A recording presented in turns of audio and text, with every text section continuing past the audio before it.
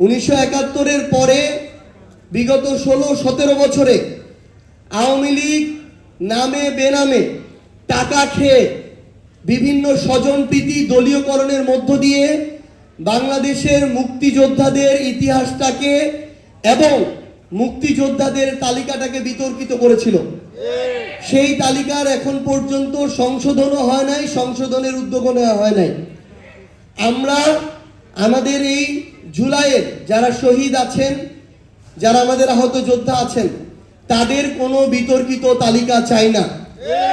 আমি উদাহরণ হিসেবে স্পেসিফিক বলছি, আমরা ঠাকুরগাঁয় যখন গিয়েছি, আমাদের যখন আহত যোদ্ধাদের সাথে কথা হয়েছে, তারা বলেছে ঠাকুরগাঁয় আহত যোদ্ধাদের যে এই তালিকা, এই তালিকার 3 ভাগের 1 ভাগ বিএনপি ওই সিভিল সার্জনকে বলে, ডিসিকে বলে তাদের দলীয় ছাত্রদল যুব দলের যারা ওই রকম আহত হয়নি তাদের নামের তালিকা সেখানে ইনক্লুড করেছে।